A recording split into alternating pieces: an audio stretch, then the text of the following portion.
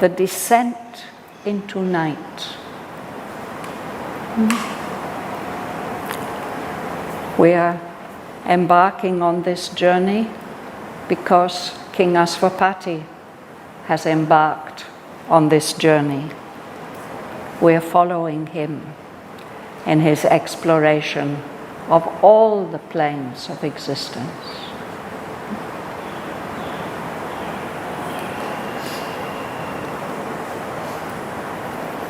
We've been reading about the realms of life, the different realms of life, and what King 𝒔𝒆𝒏𝒈 has come to the conclusion that there's some kind of basic defect at the very roots of life, which is spoiling things. And he wants to change that. He wants to find that defect and set it right. So we'll see how far he can succeed and how far we are able to understand what he's doing.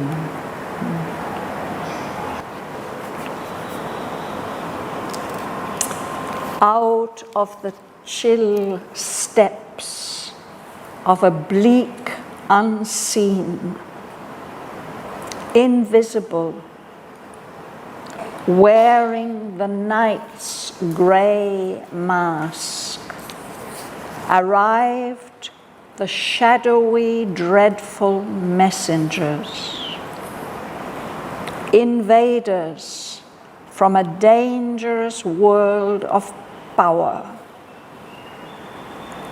ambassadors of evil's absolute.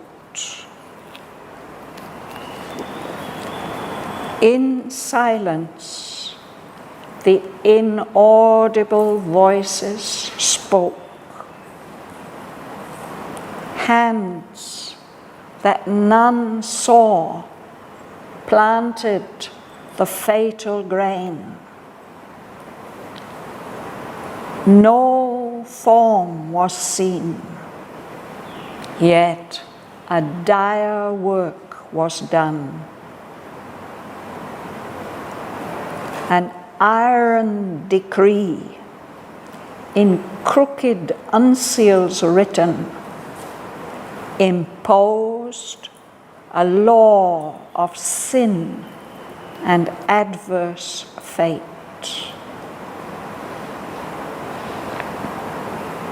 Life looked at him with changed and somber eyes.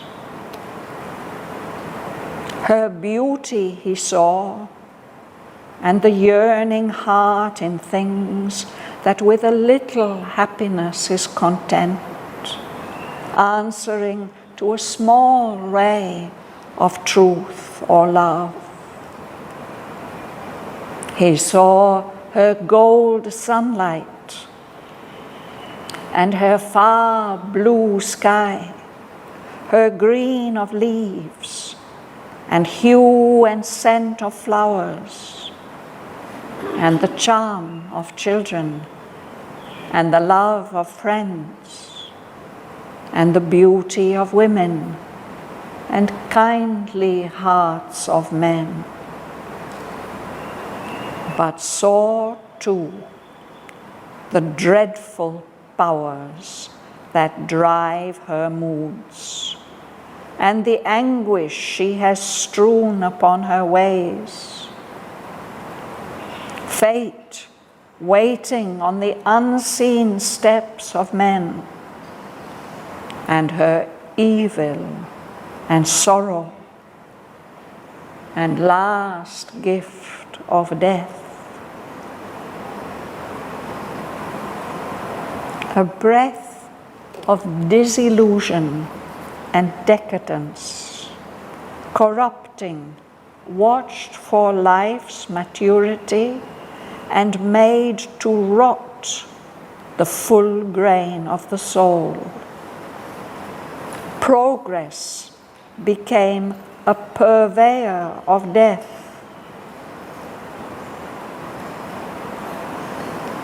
A world that clung to the law of a slain light, cherished the putrid corpses of dead truths, hailed twisted forms as things free, new and true. Beauty from ugliness and evil drank, feeling themselves guests at a banquet of the gods, and tasted corruption like a high-spiced food.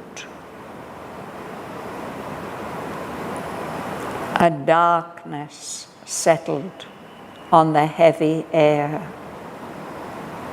It hunted the bright smile from nature's lips and slew the native confidence in her heart and put fear's crooked look into her eyes. The lust that warps the spirit's natural good, replaced by a manufactured virtue and vice, the frank, spontaneous impulse of the soul. Afflicting nature with the dual's lie, their twin values whetted a forbidden zest, made evil a relief from spurious good. The ego battened on righteousness and sin, and each became an instrument of hell. In rejected heaps by a monotonous road, the old simple delights were left to lie on the wasteland of life's descent to night. All glory of life was dimmed, tarnished with doubt. All beauty ended in an aging face. All power was dubbed a tyranny cursed by God, and truth a fiction needed by the mind. The chase of joy was now a tired hunt. All knowledge was left a questioning ignorance.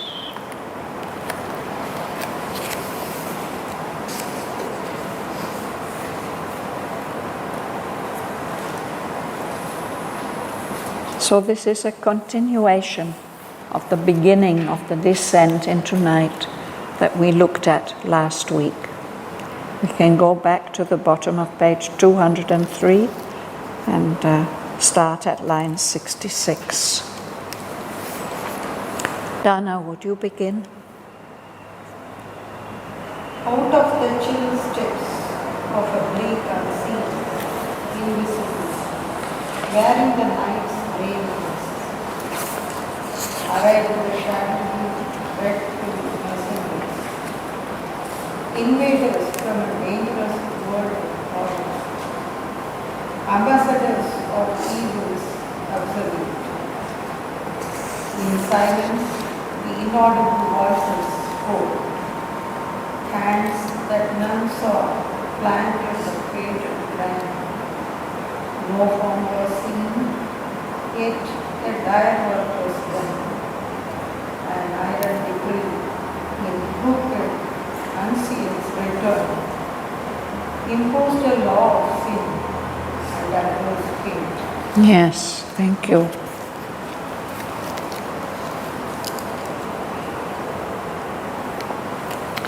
So what is invisible? If you look at the whole sentence, out of the chill steps of a bleak unseen, invisible, wearing the night's grey mask, arrived the shadowy, dreadful messengers, invaders from a dangerous world of power, ambassadors of evil's absolute. So this word invisible applies to who? To the messengers, exactly, yes. So these messengers are coming in disguise. A kind of disguise that makes them invisible, a kind of camouflage. And that disguise consists of a mask, a grey mask of night, of darkness. And these messengers arrive into his awareness or consciousness, I think. These shadowy, dreadful messengers. They are coming as invaders into this world of life. Invaders from a more dangerous world, a world of power. And they are coming as ambassadors. They're bringing a message with them. They are ambassadors of evil's absolute, the extreme of evil, of all that is false and wrong and twisted and perverted.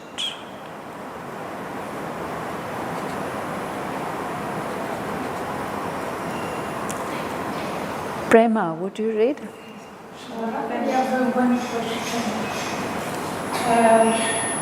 Invisible wearing the night grey mask. This angel is invisible, but is conscious or not? He collaborates with the evil consciously. These beings are disguised. They are hiding themselves. They don't want us to be aware of them. They want to do their work in secret. We read about it now. They're doing the work, they're planting these seeds of evil, but they don't want to be seen doing it. So they are disguised. Life looked at him. No, I read the next sentence also. You didn't explain. In silence, they know. Yes, so not only they are invisible, they're also inaudible. They can't be heard. In silence, these inaudible voices spoke. They can't be heard, but still they are speaking, and their words are having an effect. Okay. Sorry? Have you absorbed it? You've understood this first sentence? Yes? I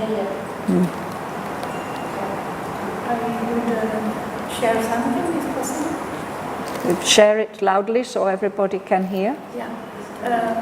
Reading this with a certain emotion, and what I felt is that every people, individual, makes the same travel in himself. For example, the voice, inaudible voice, or the unseen, push the individual. Well, we are all facing the challenge of the influence of these beings. That influence is pervading life and spoiling life.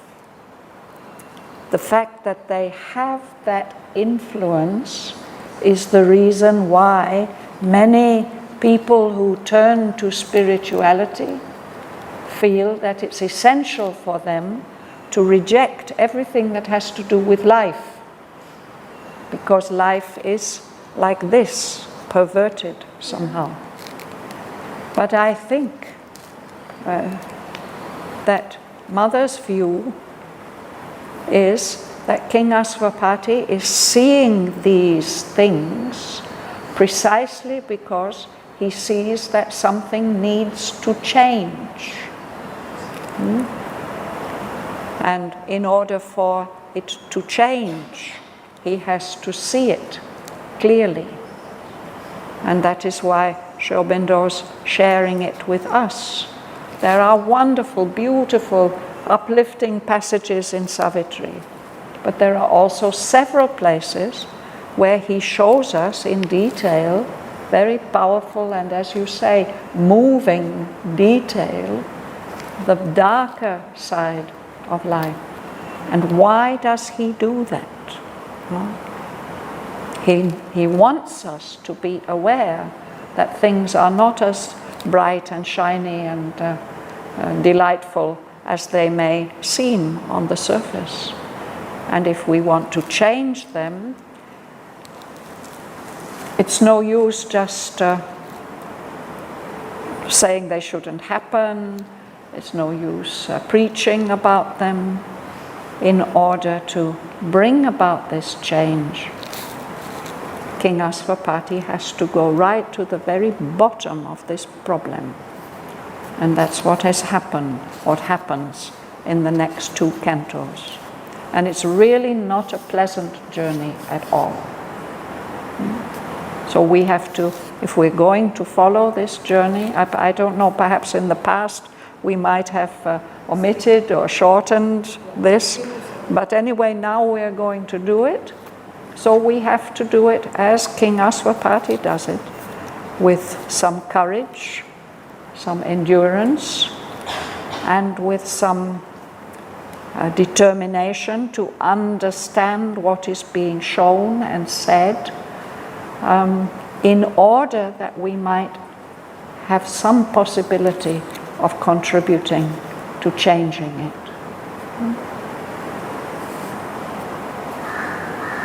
The recipe for the change is given in the course of the cantos.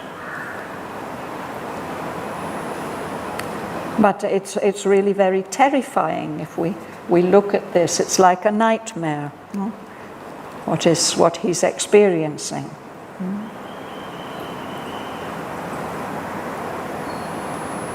So, in silence, the inaudible voices spoke.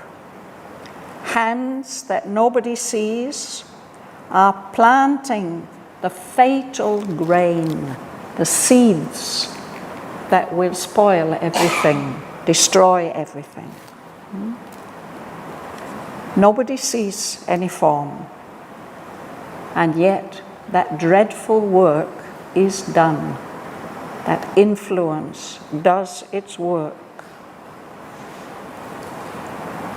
And what is the effect of that influence? There's an iron decree. It's like some powerful dictator who is changing all the laws so that they have their opposite effect. A decree, and it's given with a lot of power. We can think of all the terrible dictatorships that there have been in the world in human history.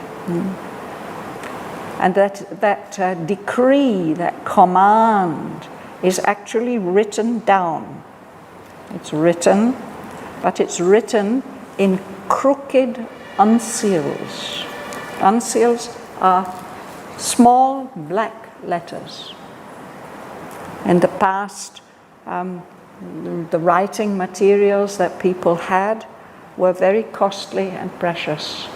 And so the people who had to write, they tried to write as much as possible on one piece of papyrus or parchment or whatever it was.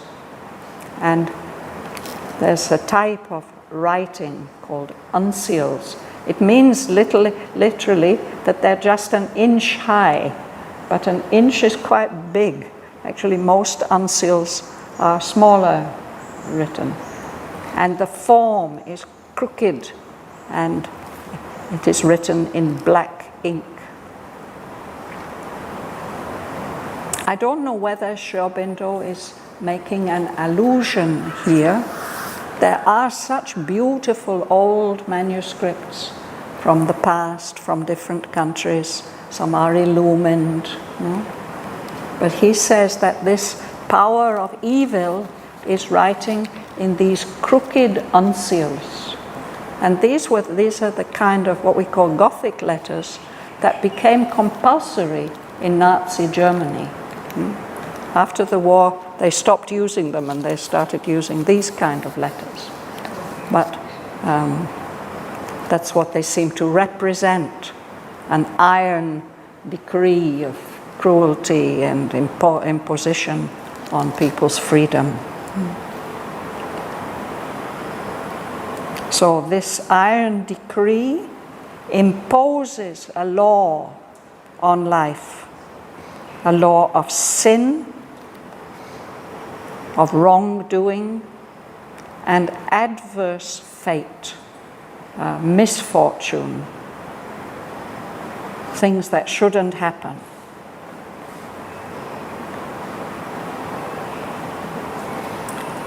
Tara, would you read?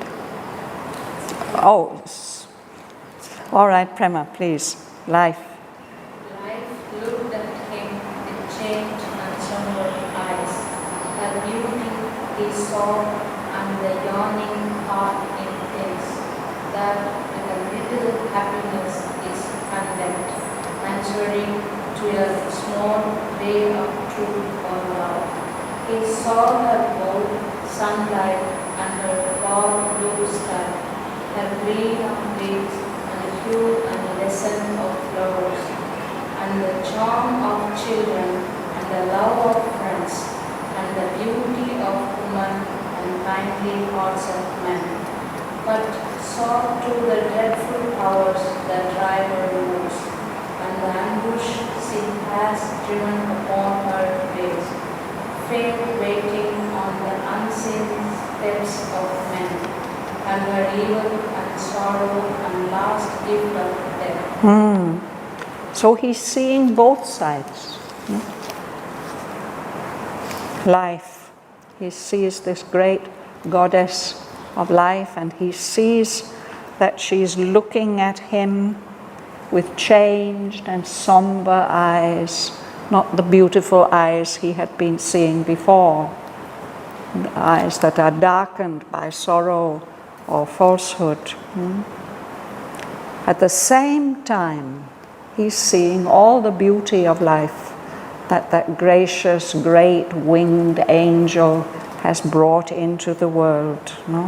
And it's beautifully described. The beauty of life he saw. And he sees the way that everything in this world is yearning for bliss. The yearning heart in things that is content with even a little happiness, enjoys small happinesses. That yearning heart in things answers, responds to even a small ray of truth or love. He sees her physical appearances in our world of nature.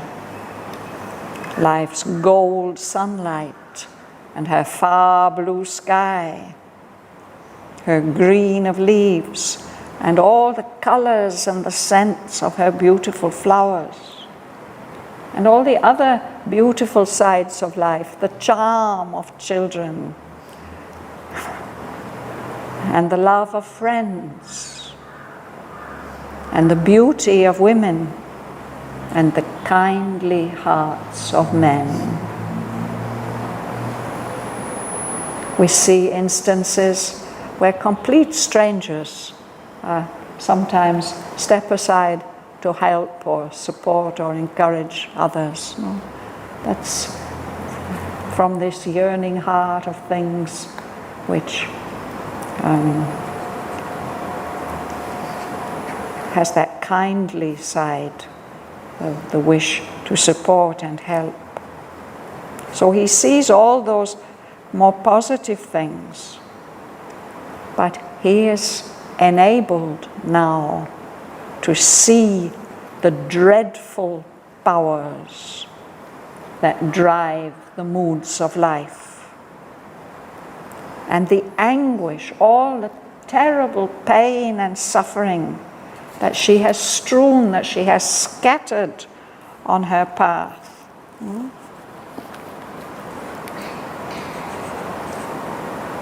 On her ways, her paths. For example, the way that fate seems to wait on the unseen steps of men. People do things, and without realizing what awful consequences they may have.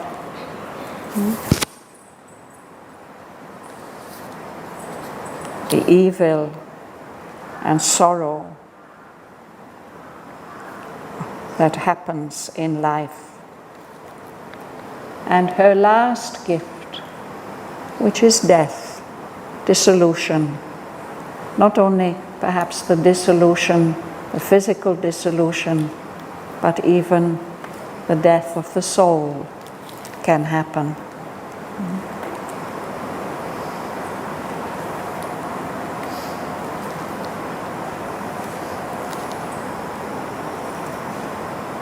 Would you read, dear?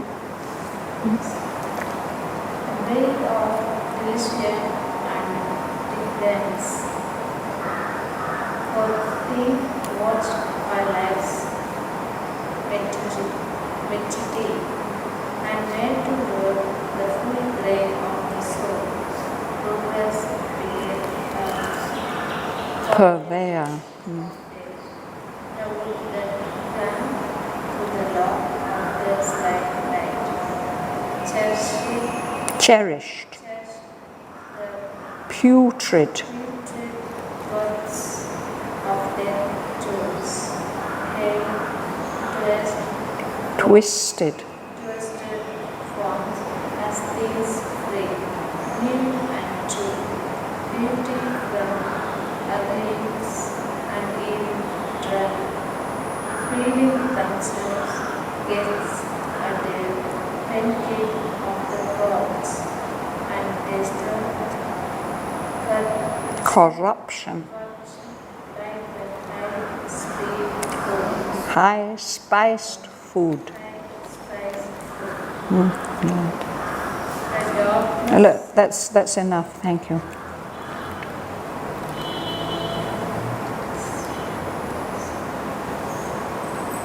Progress.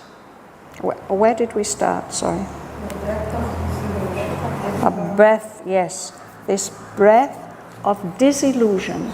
Disillusion comes when you think something is very fine and beautiful, and then you find out that you were mistaken. Then you feel disillusioned. Oh, all that admiration or that attraction that I felt, it was just an illusion. Disillusion, when you realize your mistake. And decadence. Decadence literally means falling apart.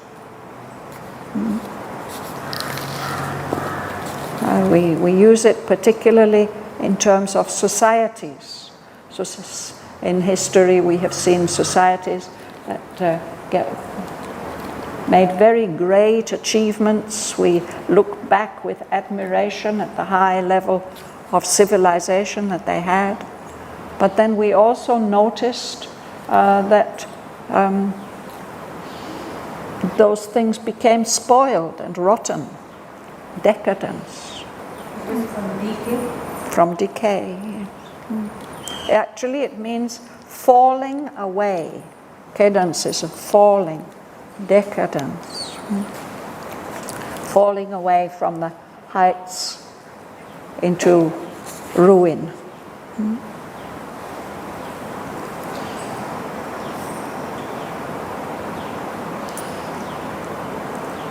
There's this breath, this corrupting breath, as if it's spreading disease.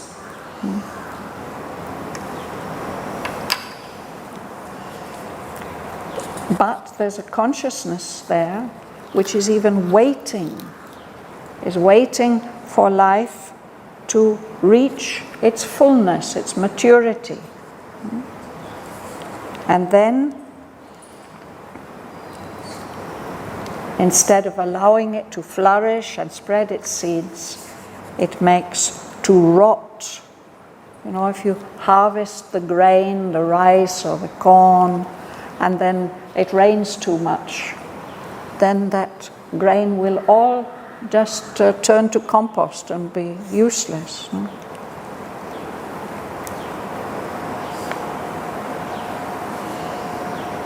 So in that way, even progress, the progress of the individual, the progress of certain societies, becomes a purveyor, a supplier of death. It brings about death and destruction. And 𝒔𝒊𝒈 becomes aware that this world which he's seeing sometimes clings, holds on tight to the law of a slain light, a light that has been illuminating and uplifting and helping, but then it has been killed. But although it is dead, people still cling to it. That law of slain light. And they're cherishing and honoring the putrid corpses of dead truths. Putrid, stinking. All this decay of dead truths. They have been truths. There has been a light, but it has become rotten. That world hailed twisted forms. To hail means to appreciate and acknowledge. Look, how wonderful. Hailed twisted forms as things free, new and true. This is what happens in decadent societies.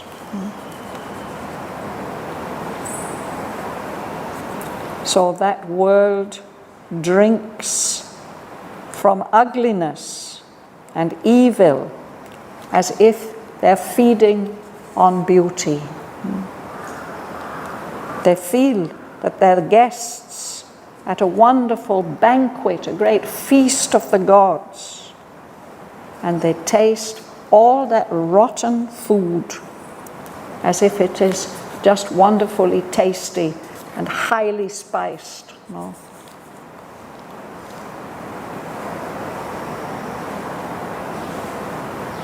Something has gone dreadfully wrong with the life of that world. Ganga Lakshmi. The darkness settled on the heavy air. Desert the bright smile from nature's lips, and slow the native confidence in your heart, and put fierce, crooked look into her eyes. The lust that walks the spirit's natural good, replaced by a manufactured virtue and Vice. The frank, spontaneous impulse of the soul, afflicting nature with a dual lie. Their twins' values wake up a forbidden zest. Furious. 𝒏𝒂𝒅𝒊𝒏𝒈 on the rightness and sin, 𝒏𝒔𝒃 an instrument of healing. So on the atmosphere of that world, there's a darkness, as if a dark shadow is coming down. And that darkness is quite active. It hunts the bright smile from nature's lips. Normally, we like the sun to shine, and it's as if all nature is smiling. And if a big black cloud comes down, then the smile is gone. And even it destroys the native confidence in her heart, as if nature as it is natural for it to have trust and be sure of herself. But instead of that, this dark cloud that comes brings with it fear. And when somebody is fearful, they can't look you straight in the eye. They have a crooked look. So even in nature's eyes, that crooked look, which is coming from fear, appears. There's a kind of lust, this greed and desire that warps, that twists and spoils the natural good of the spirit. So that attitude, that greed, does something to the values of the beings in that world. There's the natural values of the frank, spontaneous impulse of the soul, which just feels what is the right thing for it to do. But this darkness replaces that frank, spontaneous impulse of the soul by a set of manufactured values, virtue and vice, being good and being bad. In that way, it afflicts what is natural with the lie of duality, of opposition, of contradiction. So these twin values of virtue, of feeling that you're very good and superior to everybody else, and of vice, where you indulge in all kinds of wickedness and corruption. These twin values whetted a forbidden zest. To whet, with this spelling with an H, it means to sharpen. You whet a knife, the blade of a knife, to sharpen it. So what it is, these twin values, the kind of thrill of this opposition between virtue and vice, it sharpens a zest, a certain kind of enjoyment, a forbidden zest. That taste for things, for the contrasts, makes evil seem like a kind of relief from good, because that good is not a real good. It's a spurious good. It's something that pretends or looks like good. In that situation, the individual ego battened on these opposing values, on righteousness and sin. To batten, it means to feed greedily, usually on something that's already decaying and corrupted.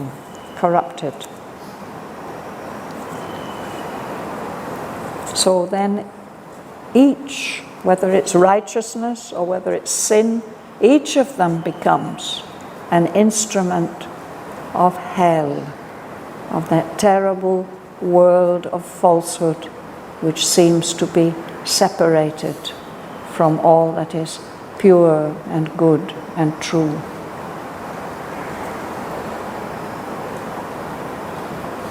Will you read it?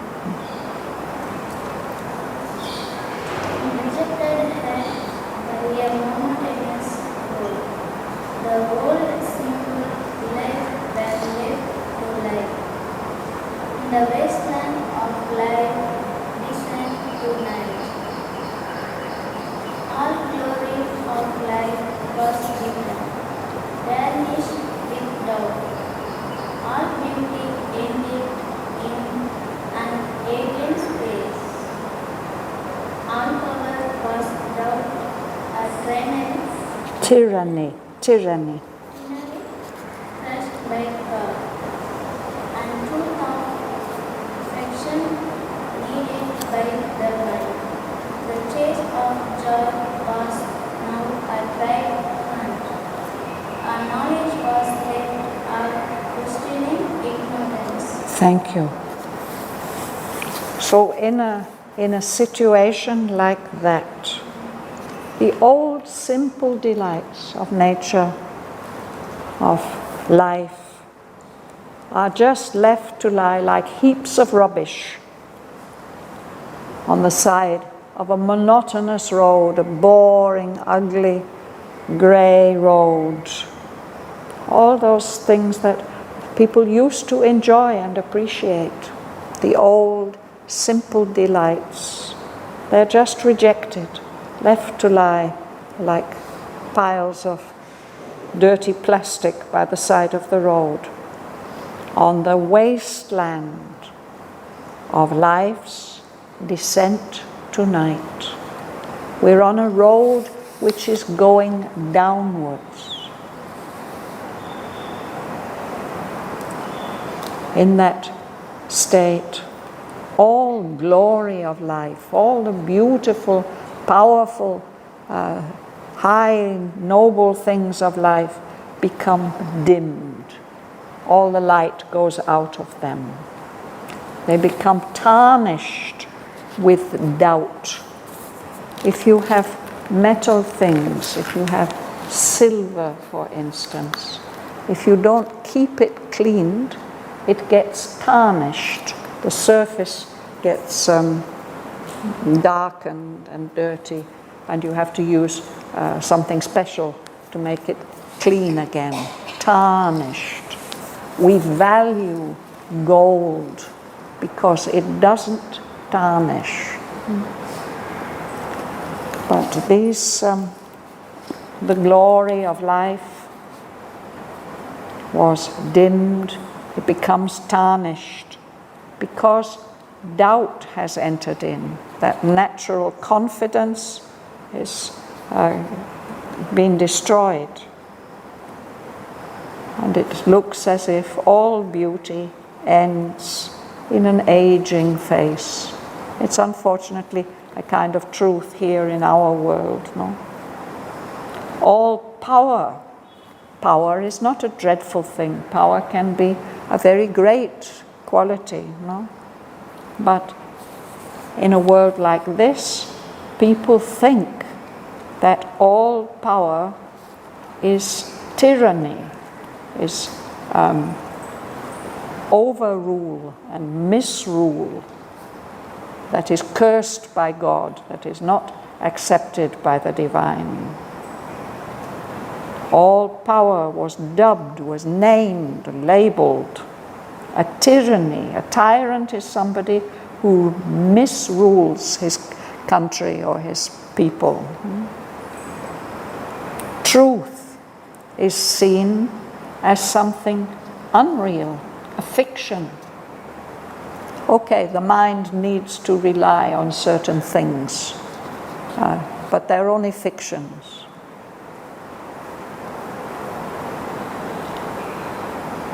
It was typical of life to chase, to hunt for joy, for bliss.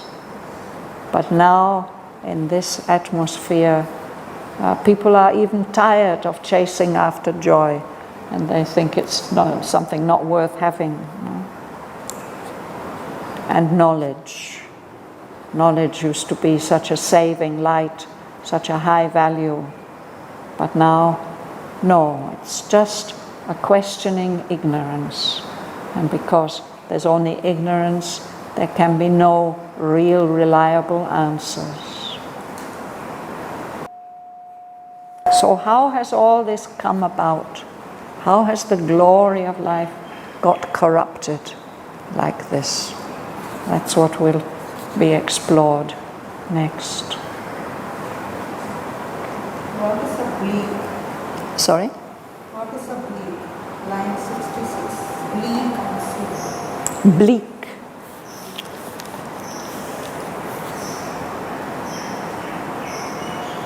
There's no beauty there.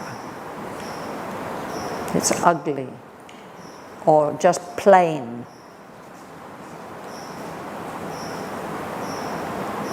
The time of the Industrial Revolution in Europe, the industrialists, they built whole towns for their workers. But there was no beauty in that. There were just rows and rows of ugly little houses and no room for gardens. And it was all grey and smoky, bleak. If the prospect is bleak, it means there's no room for hope or faith.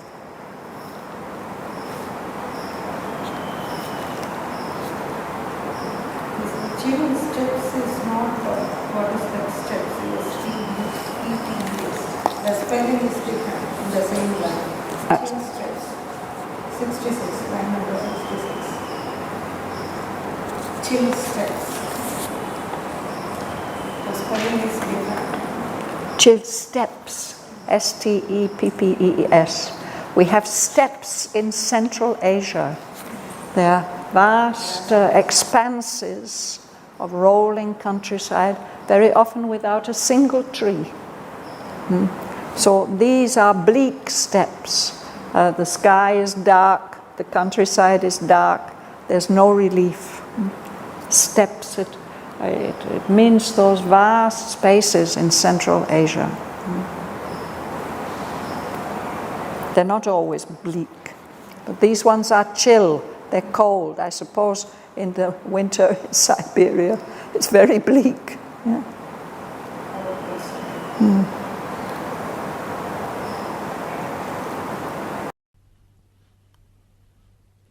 Out of the chill steppes of a bleak unseen, invisible, wearing the night's grey mask, arrived the shadowy, dreadful messengers, invaders from a dangerous world of power, ambassadors of evil's absolute. In silence the inaudible voices spoke. Hands that none saw planted the fatal grain. No form was seen, yet a dire work was done. An iron decree in crooked uncials written imposed a law of sin and adverse fate. Life looked at him with changed and sombre eyes. Her beauty he saw, and the yearning heart in things that with a little happiness is content, answering to a small ray of truth. or love. He saw her gold sunlight and her far blue sky, her green of leaves and hue and scent of flowers, and the charm of children, and the love of friends, and the beauty of women, and kindly hearts of men. But saw too the dreadful powers that drive her moods, and the anguish she has strewn upon her ways. Fate waiting on the unseen steps of men, and her evil and sorrow, and last gift of death. A breath of disillusion and decadence, corrupting, watched for life's maturity, and made to rot the full grain of the soul. Progress became a purveyor of death. A world that clung to the law of a slain light, cherished the putrid corpses of dead truths, hailed twisted forms as things free, new and true.